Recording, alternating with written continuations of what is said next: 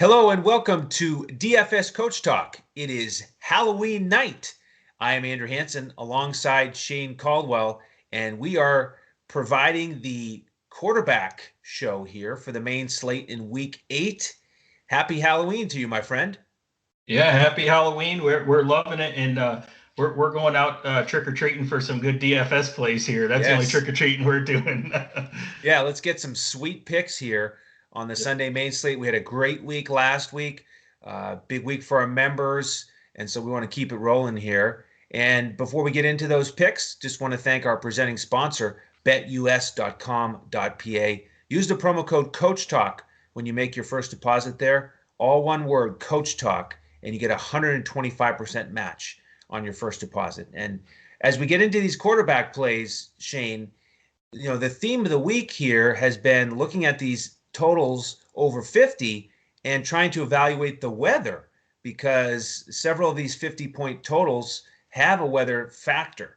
And so we'll get into that here during this show. But I know for your first pick here, in terms of the expensive quarterbacks, weather is not going to be an issue. Yeah, weather's looking great out there in Seattle there, and you got to like the Seattle Seahawks. Yeah, they're not playing Arizona this week, but they are playing San Francisco, another team where their defense isn't as good as they used to be. Seattle, this is a 54 over-under with on most books. Seattle 3-point favorites at home, looking like it could be a shootout because Seattle's defense isn't great either, which is great for a quarterback because it means he has to keep, Russ has to keep cooking, like I always say. So I really like the matchup here. Russell Wilson at home. I think he's worth paying up for 8,700 on FanDuel, 7,800 on DK. I think he's in another smash spot here with this banged up San Francisco defense coming in, and I think San Francisco can score on them. So I really like the game environment. It's a high over under, and the weather's looking perfect out there, which you can't say that much about some of the East Coast and Midwest games where it's looking pretty rough. So I just think this is a great late afternoon hammer game here, and you could pair him up with Tyler Lockett. We're going right back to Tyler Lockett is probably the best stack guy to go with there, as he has a great matchup in the slot. We'll talk about him in the wide receiver show. So Russell Wilson is my first pick here. Their quarterbacks, I think you can lock him in. He's safe for cash and GPPs, and he's about as safe as you're going to get here. Yeah, the over-under has gone down a tick on BetUS, down to 53.5. It was at 54. Seattle 3-point home favorites. So certainly looking for another high-scoring game there on the West Coast. My first pick here for the expensive guys is Patrick Mahomes, 8,100 on DraftKings. The Jets are number 25 against the pass, and the Chiefs are, of course, now 20-point favorites. Shane, it's gone up a tick since our show on Thursday with the over-under at 49. So a really high implied total for Kansas City, and this just might be the game where he gets closer to 303, and they just lay it on the Jets, and maybe he doesn't even finish out the fourth quarter. But I think he can pay off that value. He's due for a big one. So after those most expensive guys, who's your next target? Yeah, get into more of a mid-tier guy and go right back to what really looks like the rookie of the year is Justin Herbert, at least the games he's played. Now you can say, well, he's going into Denver. It's a pretty tough matchup here, which it is a fairly difficult matchup, but Denver hasn't faced that many dynamic passing offenses this year. They've had a fairly easy schedule. And if you look at Justin Herbert, he's lit up and had really good games against teams like Kansas City Chiefs, a good defense, Tampa Bay Buccaneers, good defense, New Orleans Saints, good defense. He's pretty much lit up all those teams. And then you've seen what he did against Jacksonville, bad defense. So this is probably more of a neutral matchup here, pretty tough matchup, but Herbert's shown the ability just to sling it down there. He's got all kinds of great weapons. So I think that he can definitely do work here in the passing game. I kind of like them passing the ball here as opposed to running the ball on Denver's defense. And Denver doesn't really have that scary of a pass rush, after they lost some of their guys.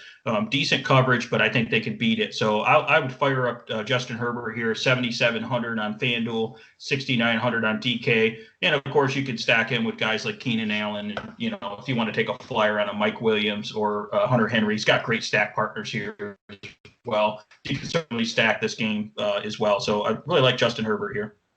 Yeah, exciting offense for sure. My next target is going to be Aaron Rodgers. and he's facing that number 29 ranked pass defense for Minnesota. The over/under now on BetUS is 50. That one's gone down from 51, and some money on Minnesota as Green Bay now 6.5 point favorites. But we saw what Aaron Rodgers did to Minnesota in Week 1 in that high-scoring game. So you could go back there. The problem, of course, is the wind. We're looking at wind somewhere around 20 to 23 or 24 miles an hour. And that's really the danger zone where it starts to affect those deep passes. So I'm tempering my expectations a little bit with Rodgers, but as a GPP player, I'm going to have to get him in at least one lineup because of that great matchup. Absolutely. Here's one that's more of a GPP flyer. I know everyone's going to call me a homer on this, but keep in mind I haven't picked Matthew Stafford every week. There's been weeks where the public, and the national media has picked Stafford, and I've faded him specifically because I thought it was going to be more of a run game. I think this game against Indianapolis the Detroit game plan could actually attack them in the passing game a little more, because it's not going to be as easy to run against a tough front seven for the Colts. The Colts got Darius Leonard back. Of course, they got DeForest Buckner. They're tough against the run. I think Detroit will still have a balanced attack, but I could see Matthew Stafford shredding this secondary. I know the secondary's played good, but again, I think it's a little bit of a fake rating because they haven't played very many good wide receivers, very many good quarterbacks or passing games. They've had an easy schedule so far, as in Indianapolis Colts have. And now the Colts, they're coming off a bye week. I get that, but they have to go into Ford Field where the Lions offense is running on all cylinders. So I expect this to be a big game for Matthew Stafford, and you can stack him with guys like, Kenny Golladay and Marvin Jones, and of course, Hockenson. So I think that everyone's going to be off Stafford. You're talking probably ridiculously low, like 1% to 2% ownership, maybe 3%, just because they're going to see the matchup and they're going to be really scared away. But he's actually pretty affordable, 7,200 on FanDuel and 6,400 on DK. That's the type of play if he really goes for a big game here. I think he could go for over 300 yards and 3 touchdowns, and that would create a huge edge in a GPP. So I'm picking my guy Matthew Stafford. Keep in mind I haven't picked him very much this year, but he's at home at Ford Field, and I think he's going to cook in Ford Field at home this week.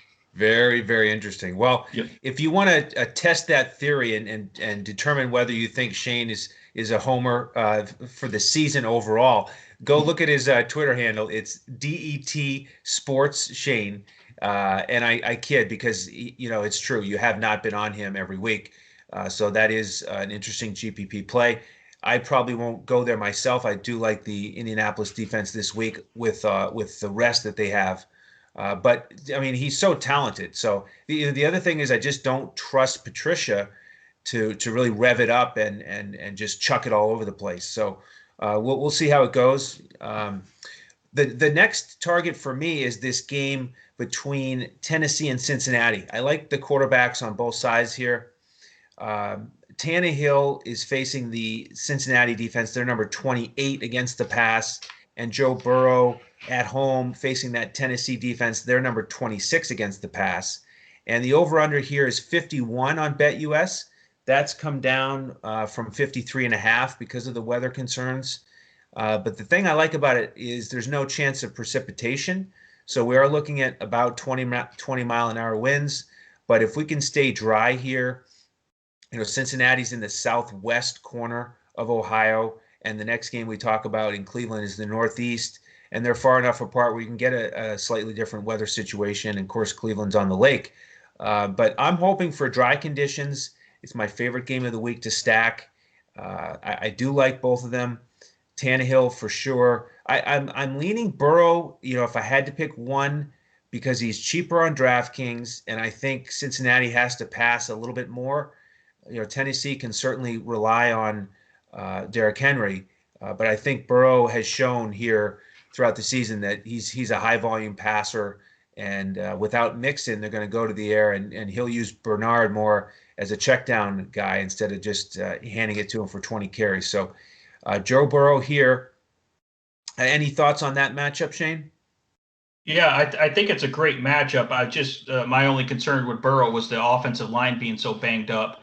And he's definitely going to get the volume. It's just a matter of the efficiency of volume. And then, of course, on the Tannehill side, Tannehill's the complete opposite. He's extremely efficient with low volume because they're obviously going to pound Derrick Henry in this game. Right. It's Derrick Henry time now that we're getting into November. So that's the tricky part about this. But I agree. I think it's shaping out to be a high scoring game. So you are going to be able to get some great fantasy plays, including the quarterbacks here. It's just, can you trust Burrow in terms of the efficiency and actually getting the touchdowns and not having to put up, 45 attempts, but only complete like 20 of them, so right, that's the tricky part, So all right. So that other game in Ohio that I want to mention is Cleveland and Las Vegas.